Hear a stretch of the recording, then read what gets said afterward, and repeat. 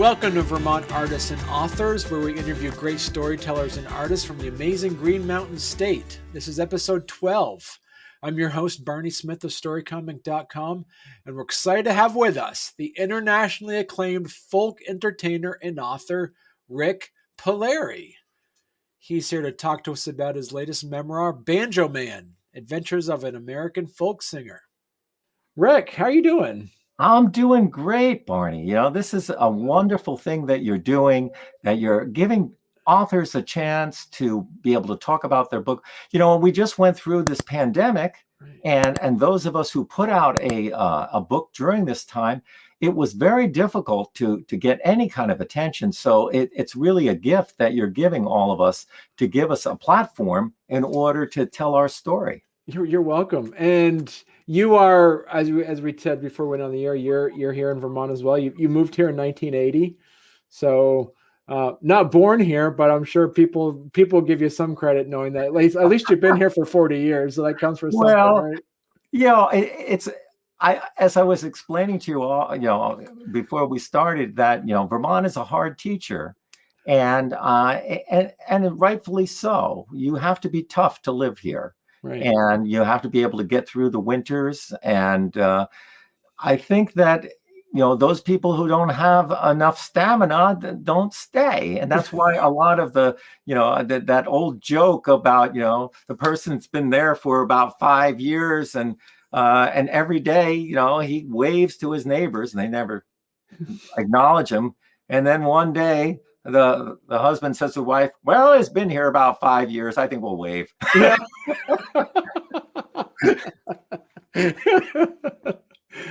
So it looks like one of your friends, Al Poindexter from Florida, is watching. So yeah, Al is a great artist himself. He's a 5-string banjo player, and he has a long neck banjo like me, and plays the 12-string guitar, and he puts out a lot of great albums.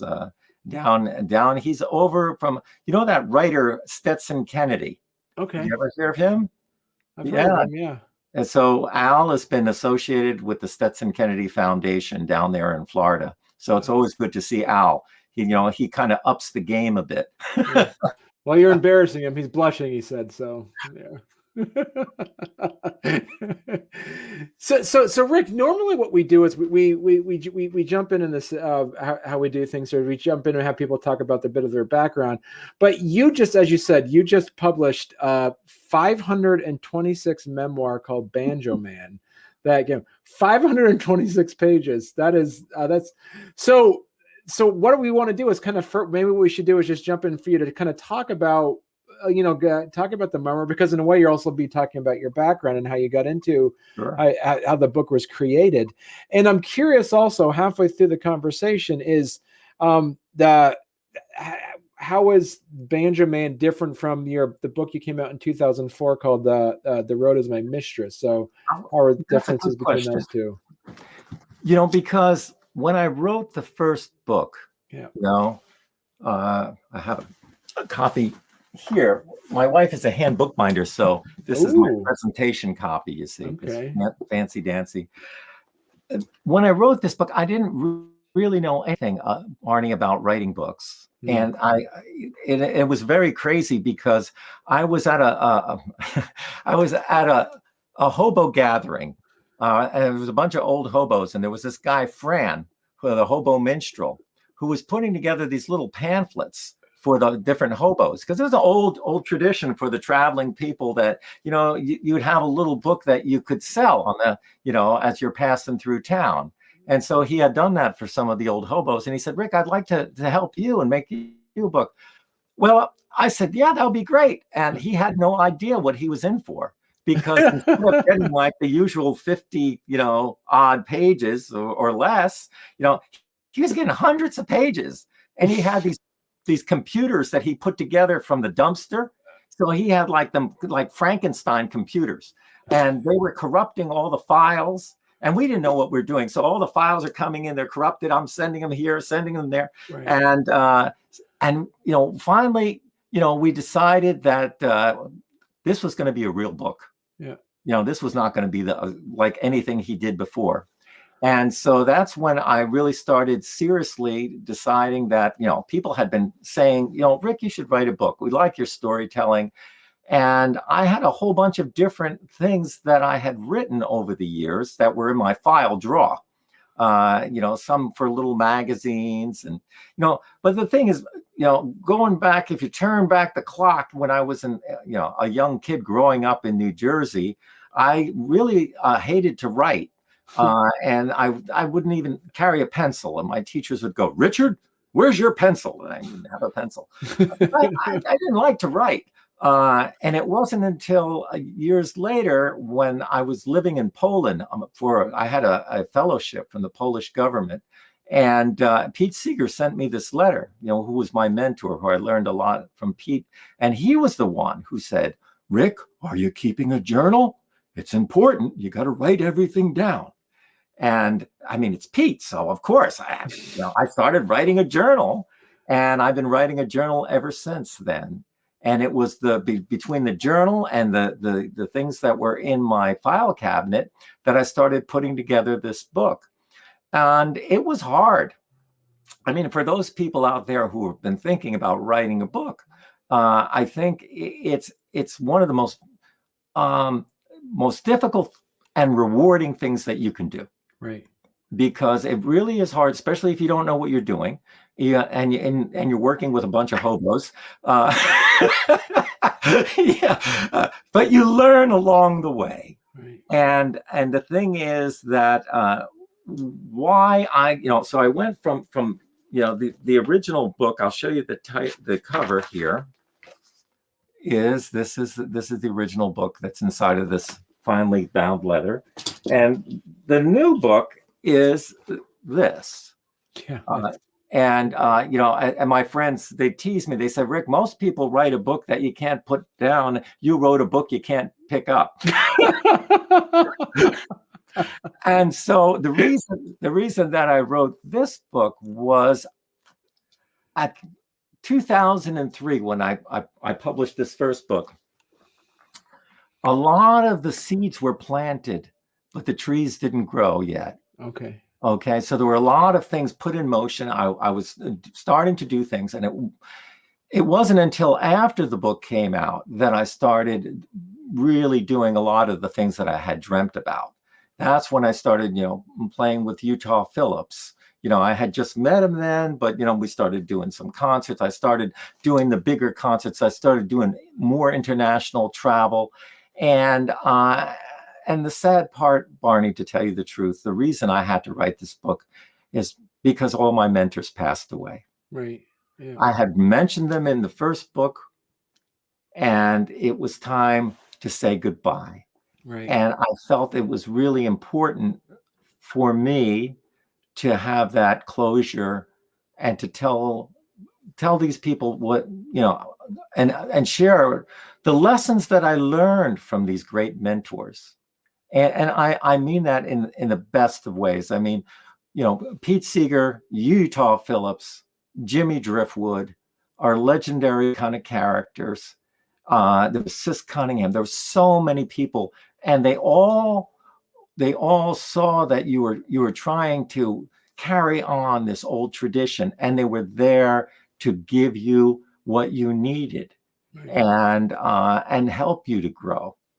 And I felt that there'd be people who are getting involved in this music, and they wouldn't have that opportunity to meet these people. So I wanted to share everything that I experienced, so that if somebody was learning about folk music or getting passionate, involved in I was when I was a kid, that they could read what was Pete Seeger really like?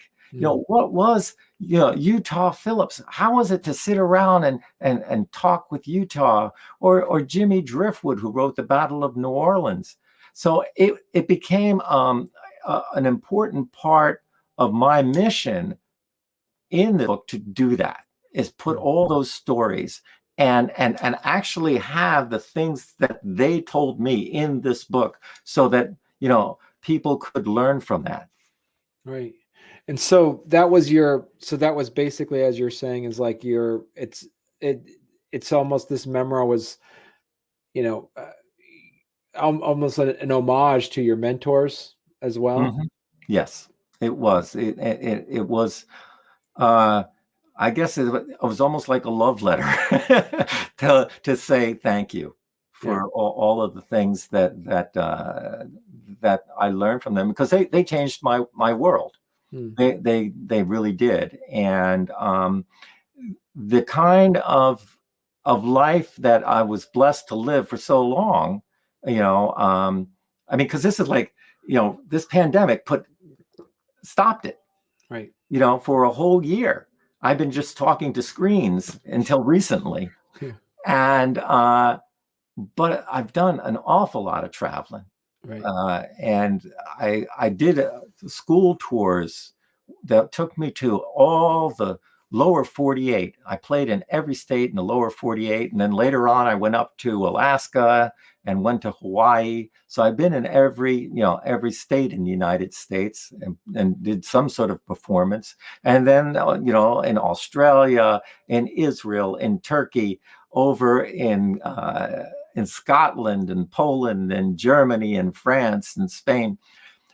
All of these experiences, I met with musicians, and that's in the book too, Right. about being with all these wonderful musicians. So on one hand, you have these well-known musicians, but on the other hand, you have a lot of people that you never heard of, but they're just as important. Like my friend Lon Austin from over in Phoenix, Arizona, who runs all of these festivals and makes things happen, and people over in Germany that I know. There's all of these people, Barney, that really love this music so much that they're willing to go way beyond just the fact of playing it, but they love it so much they want you to love it too. Right. So they're going to create an opportunity for you to participate in it. Right. And that's in the book too. So that's the other part of that, giving gratitude for all of these people who do that, who do the community radio stations, who do the community TV, who do all the things like you're doing right now, so that other people can benefit from your work. And so, talk to us about, like you mentioned it before, with the pandemic and things have closed down. There's a term that I learned, that it's the opposite of homesick. It's called away sick. So, as somebody who travels as that and did you suffer a lot having to be locked down, suffering from some away sicknesses, and how did you deal with that? Oftentimes, my mind would flash onto an obscure street in the middle of Europe or somewhere in Australia. I would just see a place. Yeah. And, there was so many visions in my mind that from all the years traveling. So I miss the people, but I also just miss being in certain places. Right. And like I said, sometimes it was like just a roundabout in the middle of England that I used to go to, do tours in. Yeah. But it also gave me a lot of time to think, and to think about all the years that I spent out on the road. I did 10 years of tours in Germany, 10 years over in Scotland and England. So there's a lot of time. Right. Getting to know those people. But the thing was, I was doing that, and I didn't know as many people here because I was out on the road. So a lot of people, they wouldn't even know that if I'd be home, they wouldn't even think of calling me because I was never here. Yeah. And so I really, just a few years ago, was inspired by a lot of people like Michael Jonathan, who does Wood Songs radio, and George Hamilton, the fifth, who does this thing called Viva Nash Vegas. And I said, it would be really cool to try to put together some community things. So from Michael Jonathan, we kind of worked out this idea of a song farmers group where people from the community just get together to play music and talk, and it's not about a performance. And for the, from Viva Nash Vegas, I put together the Great Vermont Barn Dance, where it was like a 1940s kind of radio show where everybody got to, go around one microphone and sing together. And there was a variety show with storytelling and music. And I talk about some of these things, in the book also, about the importance of community. And, because if you don't have community at home, then it's always, the grass is always greener. You're always thinking about what's out there. And what you want to start doing is have the same appreciation for your community here, and to take, once again, what you've learned and try to share it with the community. Right. So talk to us a bit about the actual book itself. So it's a memoir. Does it start back in the early 70s when you, like a few years before you started playing with Pete Seeger? Does it start? It starts when I was born. It starts when my father in the Navy and him hitchhiking back to my mother's already in the hospital, and he's hitchhiking back, and he doesn't have much money. He has only enough money to buy a bus ticket, or he could take that money and buy a bouquet of flowers. So he buys a bouquet of flowers and doesn't realize how far it was to walk. By the time that he got there, all the flowers were wilted. And that's sort of like, this kind of, one of the things that, you got to be real. Right, Barney, you got to be real. It's not like, okay, you're this musician and traveling, all this stuff. But where did you start? Right. And this whole idea. And I was just reading the story, on my little live stream about my, when I was a young kid. And because my father was hiding this fact that he was dyslexic, and my mother was from Poland and she didn't read them, weren't a lot of books until I got my encyclopedias, and that fired up my imagination. And then I had this imaginary friend that I didn't know about. I only found out about it, I was reminded about it a few years ago, who was like this professor. Uh-huh. And this professor would take me on adventures on hot air balloons and, in Africa and all kinds of things. And my parents thought I was a little bit wacky. But my imagination was fired up, and I was having all these adventures. Right. But those adventures actually became reality later on in my life. And that's what I was talking about earlier, was that the seeds of creativity were in me since I was a little boy, and I was looking for a way to express myself. And it wasn't until I found music that it opened the door. Mm. And so, because that's every time you reading a memoir of a musician of some sorts, who was the person that put that instrument in your hand? Well, there was a lot of, as a young person, you have a lot of musical experiments, let's say, where you try this instrument and you're trying to find something that's right for you. Right. And it wasn't until the banjo came into my life that everything changed. And this is my banjo that's been with me since the very beginning. Really? Okay. Yes, this is my banjo, and there's a lot of funny stories that are in the book. One that Pete really loved was I was trying to learn how to play this banjo, and I didn't know that the difference between a 5-string banjo and a 4-string. So my mom made me take lessons at this music store, and he didn't play the banjo. He had an electric Les Paul with a Mel Bay hook, and I had this tenor banjo, and I was wondering why it didn't sound right. Right. And one day I happened to see Pete Seeger on TV, on Sesame Street, and he had this 5-string banjo, and I went back to that instructor and I said, well, I saw this guy has a 5-string banjo. And he says, listen, kid, you learn how to play these 4 strings and we'll drill a hole and stick another peg in. He knew nothing about the banjo. And of course, I was able to get a Pete Seeger instruction book. And I learned, taught myself, the simple strums that were in the book. And it was, this is a fun story. This is in my book. So here I'm trying to learn how to play this is before I met Pete. So I'm still in high school and I'm hitchhiking around and I'm with my high school buddy who I kind of talked him into the fact that he could play the mandolin. So he had his mandolin and we're hitchhiking and we hear about this place in New Jersey called Albert's Cabin. Albert's Cabin. And it was like this hunter's lodge in the middle of the Pine Barrens. And so we get down to down in southern Jersey in a music store. And we don't know where we're going. All we know is like Albert's Cabin. So we're going like, we talked to the guy. I said, did you ever hear of Albert's Cabin? And the guy goes, well, boys, I'm going there tonight. You can come with me. So we just climb in the back of his car and we're driving down the New Jersey Turnpike. And all of a sudden, no, it was the Garden State Parkway. And he's driving and then he makes a quick turn. And now he's driving on the opposite side of the road the wrong way. And he goes into the woods.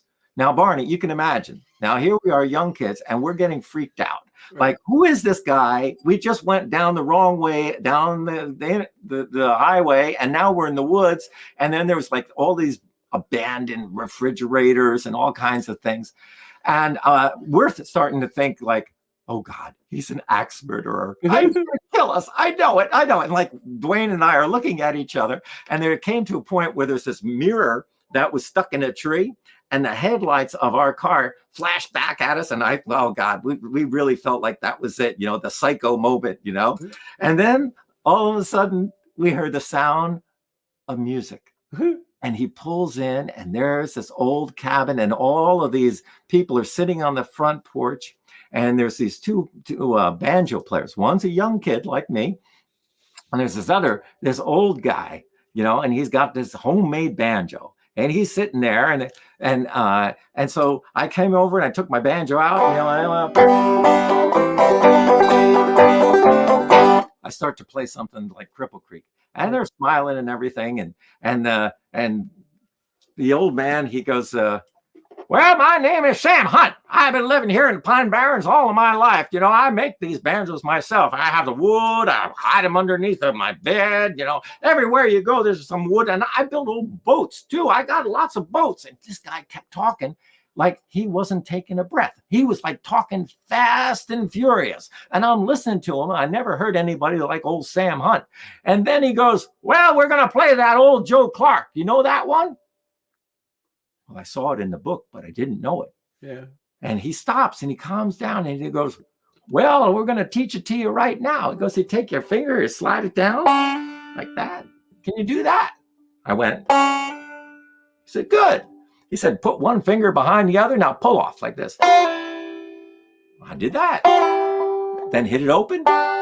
Then fret that finger on the second string on the first fret. And then hit it open. So I went, and then we started playing that song.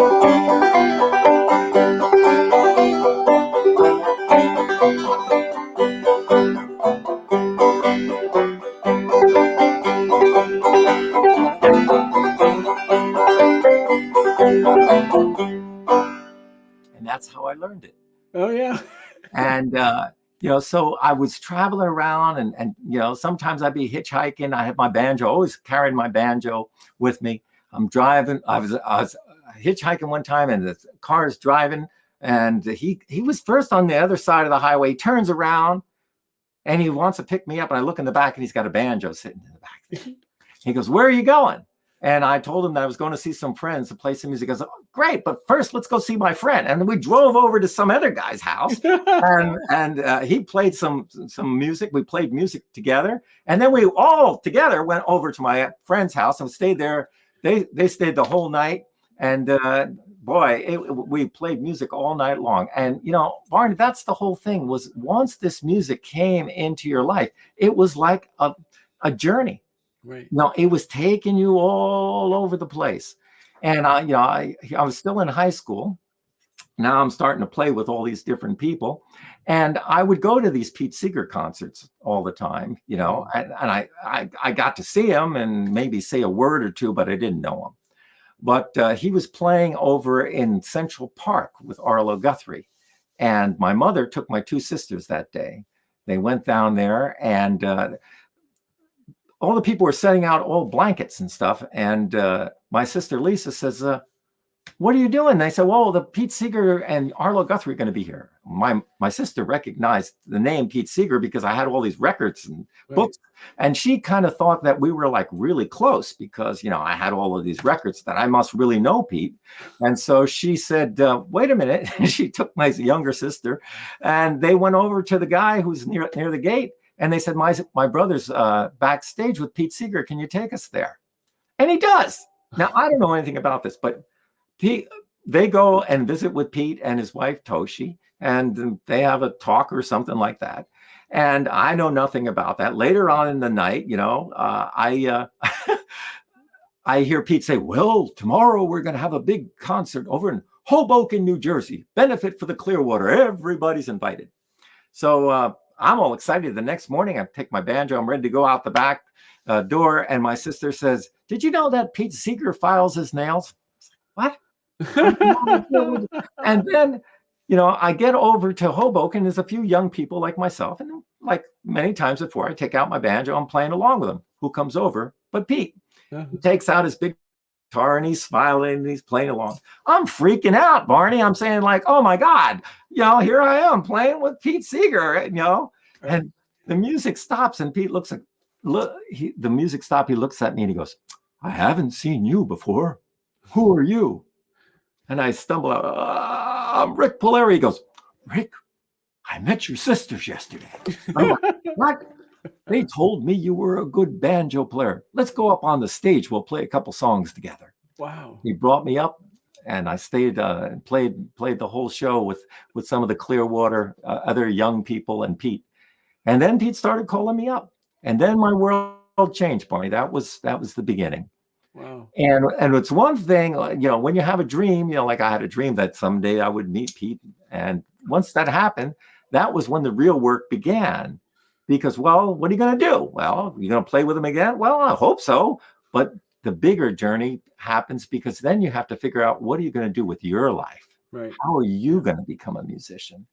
And that's what this book is sort of about, that journey, you know, of learning the songs from Pete and Sis Cunningham early on, learning the Union songs. And that was the beginning of that. Later on, like I said, that's one of the reasons I had to write this book, is because so early on when I was, you know, learning the labor songs from about almanac singers from Pete and listening to stories from Sis Cunningham, I was really enthusiastic about this tour that Pete, Woody Guthrie, Mill Lampell, and Lee Hayes did as the Almanac Singers in 1941. There was a paragraph in Pete's book, The Incomplete Folk Singer, that talked about it.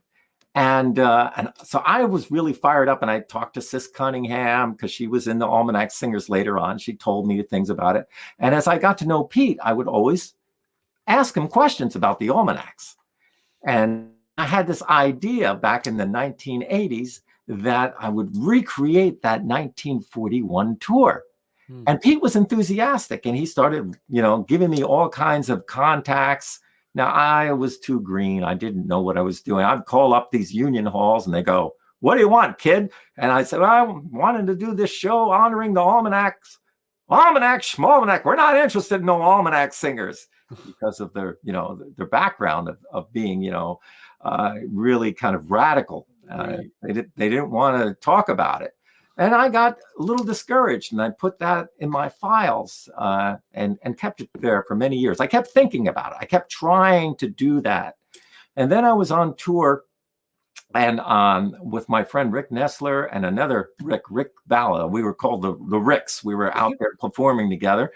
And we got invited to the Woody Guthrie archives. Okay. And Woody's daughter, Nora Guthrie, brought us in and showed us all these writings from Woody Guthrie and Leadbelly and everybody. And I said to Nora, I said, do they have a lot of material about the Almanac Singers here? And she said, yes. And that lit another light bulb. So I kind of saved that idea. I kept asking people if they were interested in doing something. I didn't have the right contacts or the right, connections with the unions to really get the job done. Right. A friend of mine, George Mann, was also a folk singer, labor singer. He, through a mutual friend, we started playing together, and I told George about this idea. And George said, let's do it. And before you know it, here it was. And I went back to the Woody Guthrie archives, and I spent a whole day reading through all of the articles and writing things down. And then I spent a whole day with Pete Seeger, and he told all of these stories about the almanacs. So then we had this whole master puzzle of what took place in 1941. And then we started union halls, and this time they were interested. Okay. George booked the last gig that the Almanacs did was in Buffalo, and first. So then we had this time limit that we had to actually fit the whole thing in, because we were following the path of the Almanac singers. Okay. Right. Exactly not totally exactly, because sometimes it was impossible, but as much as we could, we followed that original 1941 tour. And when I did the research at the Woody Guthrie Center, I found out what they really would happen back then is they were singing for the Transport Workers Union in Madison Square Garden for 20,000 workers there. And one of the delegates from the West Coast started talking to Mill Lampell, and he said, "Why don't you come out to California?" So then they started having that tour, and they needed a way to get around. And so they made 2 records, and they were able to buy a 1932 Midnight Blue Buick touring car. Wow. That was formerly owned by a gangster named Joey the Mouth. Now, supposedly, Joey didn't need it anymore. So when the Almanacs got it, it had bulletproof glass and it had lead shields in the sidewalls. And that's what they toured around in. So I started really learning about what took place. And then George and I did it. We did 9,000 miles across the United States, playing in union halls in the same towns as the Almanac singers. And that's sort of like the book really tells you all about what it was like, not only our tour, but the original tour, and also why did they go to those places? What was the union history there? Right. Now, I'm a member of the local 1,000 musicians union. So, it was one of those kind of things. It was a lot of pride to be able to go into all of these union halls and to be sharing that story. So that's like one of the many, many different adventures that you find in the book. And I guess one of the stories, would you like me to read a short little story? Sure. Yeah. Now, one of the stories, in fact, once again, Pete was so important in my life that he was constantly pointing me the way and opening up more and more opportunities for me. And so, the very first time this song was in print was from Pete. Right. I had sent him this, because I would send him letters, send him letters back and forth. I have like 64 letters from Pete Seeger giving me advice on all kinds of things. and so I used to send him things, and I sent him this letter, and he gave me a call, and he said, "Rik," he said, "I didn't tell you, but pick up the Sing Out magazine. I put your story in there." So he put my story in his column, in his Appleseeds column. And this little story, it was really interesting, because then other people started, the Chicken Soup for the Soul. They have Stories for a Better World. They printed the story, and more and more people kept printing it. So I'm just going to read it to you. It's an interesting story. And now I'm just kind of finishing a tour up in Alaska. Okay. I was up in Alaska. I did a tour on the Maritime Highway. Back then, if you were a performer, you could book yourself on the ferry and go from Bellingham, Washington, all the way up on the ferry to Juneau. And then the ferry, what I was able to do was book extra things. So I went all the way out to Haines and did shows by float plane. So I talk a lot about that. But I'm coming back and I'm really tired. I'm wanting to go home. And here we go.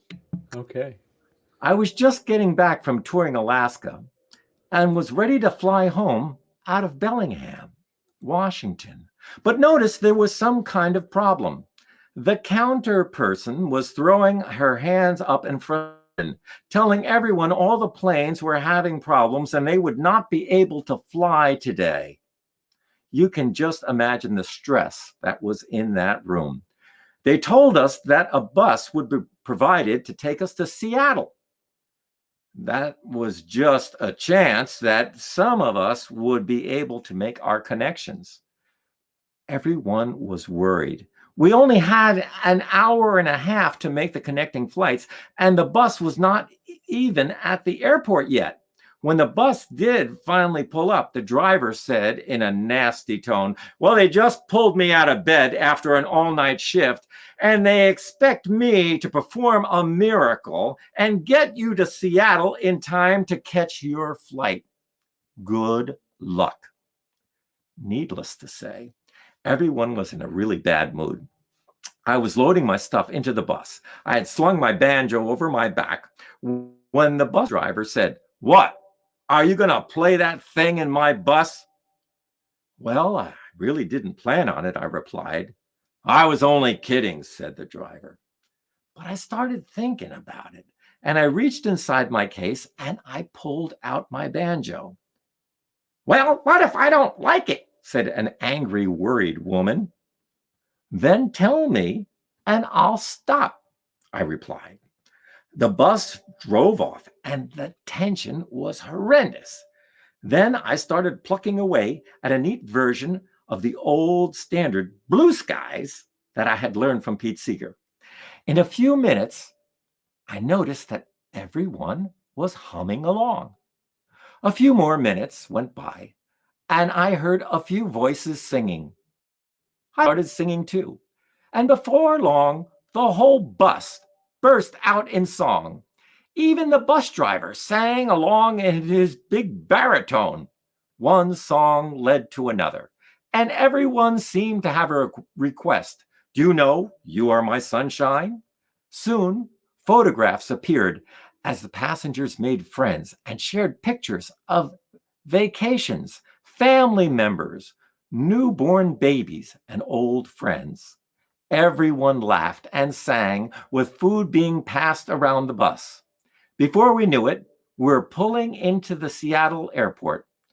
"We made it with time to spare," the bus driver called out. Everyone clapped their hands. Then he said, "We would have never done it without the help of our banjo player." Shouts of approval rang through the bus. As I got out, the people exchanged address and invitations, and few exchanged hugs. And then we all went our separate ways. "This was the best ride I ever had," the driver said as I was leaving the bus. "Thanks for your music." A few weeks later, back in the hills of old Vermont, my mailbox was filled with letters and reminiscence of that magical musical bus ride. Wow. And that's the whole thing is that music is the door. It's a communication door. In these times when people have a hard time talking to one another because of politics, you can play music together. Hmm. You know, you can play music no matter what your politics are. Right. You can share food together. You can share stories together. And that is the beginning of that bridge that connects us. Right. Yeah. So let me ask you then, Rik, because you've been, as I think you said in your biography, you've been doing this well on 50 years. What was stopping your book from being 526 pages to being 1,026 pages? What stories, what parts did you have to cut out that you must have had to do some editing on some of that stuff? Well, luckily, I had a wonderful editor, Tim Brooke. I don't know if you know Tim. He's written a lot of books, and he's involved with the Endangered Alphabet Project.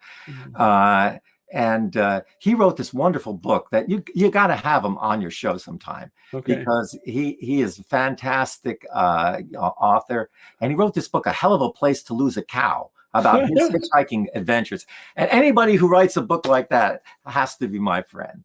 So we were friends for many, many years, and we would have coffee time. We would meet over at Speeder and Earl's.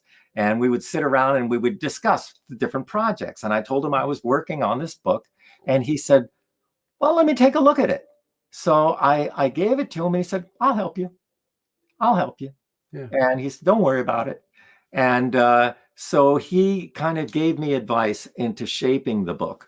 And so we kind of determined, Barney, that the stories had to have a couple of different things. They either had to be a teaching kind of a story where you learn something. There had to be a funny story, they had to be sort of a sad kind of story about life. Those are the criteria that we kind of used. So we went through a lot of the stories, because there's a lot of the stories that are in my first book that did not make the cut into the second book. And I wanted it to, once again, to celebrate my mentors. And so I wanted it to really show that, when Pete came into my life is when my life really changed. And at the end of the book, we say goodbye to Pete at a huge concert at the Lincoln Center in New York City. And there are all my friends from the Sloop Clearwater, all the musicians that I worked with, a lot of the musicians that I admired, like Peter Yarrow and Harry Belafonte, and all, they were all there. Everybody was there honoring Pete. And I felt that was the perfect way that told the whole story. Right. So that was important to me, that I wanted to have that in there. And the things that didn't get in, well, that's okay. Is there any thoughts of maybe looking at doing something else, like an addendum book to this, or anything for the stories that didn't make the cut that you still wanted people to hear about? I think that right now I'm working on some creative projects I'm doing all of these watercolor paintings that I'm hoping to illustrate a children's book about, I should tell you that story. Okay. So I was down in a hobo jungle, down in Pennsburg, and the hobo, and I'm not talking about bums here, Barney, the whole thing is, as a hobo, historically was a worker. It was somebody who works and wanders. Utah Phillips used to say, a hobo works and wanders, a tramp dreams and wanders, and a bum just drinks and wanders. So you never call an old steam train riding hobo a bum. Right. It's respectful. They can call each other bums, right. And they would, but don't do that. Right. Because they were agricultural workers. It all goes back to the old days, after the Civil War, where it's sort of like Vietnam. In Vietnam, how it was hard for certain people to go back to life after the carnage that they experienced. Was the same thing in the Civil War, with brothers fighting against brothers, and the country being divided. That these guys, they were called homeward bounds. And they were going home, but they were going home slow. And they would go and hop the trains, and they would carry a pole. Now, in the cartoons, they show a pole with a bandana on it. That wasn't it. The pole was to screw into a shovel, or a rake, to make the job easier. They were workers. And, they had all these different, signs. The sign of the shovel. That's what you'd find the sign of the shovel scratched into the, maybe the water tower, showing that there's work in town. But anyway, so we're over at the hobo jungle where some of the old time steam riders were still living. They were still living, They didn't live that long, but they were there, and they'd sit around the campfire and they would tell stories. And there was a queen of the hobos and a king of the hobos. They were elected by their peers. Wow. And if you were a friend of the hobos, you would get dubbed. They gave me honorary names. They dubbed me the Grand Duke of New England Hobos. That and $2 might get you a cup of coffee, right?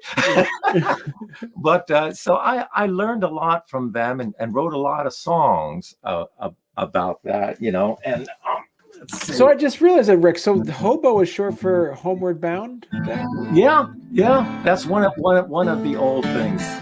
But I think that gives you the sense of how people, sometimes we as storytellers, as songwriters, we tell other people's stories because, they might not have that gift to do that. And we can celebrate their life by putting their life into a song.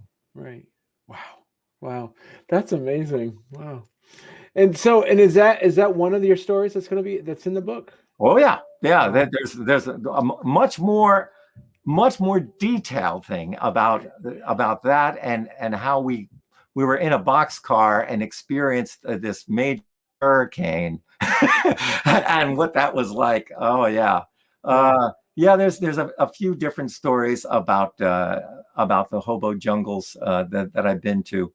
Yeah. This is great, Rik. We have, as I say, we didn't even get to talk about Polish bagpipes. We didn't even get to talk about all this other stuff. So what I want to do is I want to show people your website at rikpalieri.com. Yes. This is where you can see your book is here. You have also all the lyrics to all your songs is on here. You have a great, expansive website. People can get lost on this for hours. There's plenty of things to read, plenty of things to talk about on here as well. So what I like to do, Rik, is like when you get your children's book out, come back on the show and we should talk about it. Oh yeah. And it's really interesting. So far, I've got about 40 drawings done. Well, I have more than that, but I'm just trying to figure out exactly the best ones. But I'm hoping to illustrate that whole. I've got some really cool pictures, already about that, and so that's one of the projects that I'm hoping to do, and I think I feel like in order for me to write another kind of sequel to this book, I have to do a lot more traveling, or at least have a real understanding of what that's like. People are always inspired by different things. But I tell you what, though, Rik, it's been a genuine pleasure talking with you right now. And people can buy your book. Could they go to your website and they're able to get it there? We made the choice. My first book was on Amazon and that kind of thing. Right. And my wife and I talked about it, and we felt like we wanted it to be a personal interaction between me and the readers, so that it wasn't on Amazon. It's not on Amazon. Right. And it is a kind of thing where people go to my website and order the book. I hand sign them. My wife makes a leather. She's a bookbinder, so she makes a leather bookmark and put a thank you card in it. You don't get that with Amazon. That's true. You know, we want it to be, like you took the time to want my book. I take the time to make you something special. Right. Yeah. Well, great. So thank you very much, Rik. So they can come to rikpalieri.com and they'll be able to see your book right there. And come on back, Rik. This has been fun. Probably a little bit different than what you usually do. This has been great. Yeah. I just felt that you can't really just talk about music. I had to share some music with you. I hope you didn't mind. No, that was perfect. Thank you very much. My pleasure.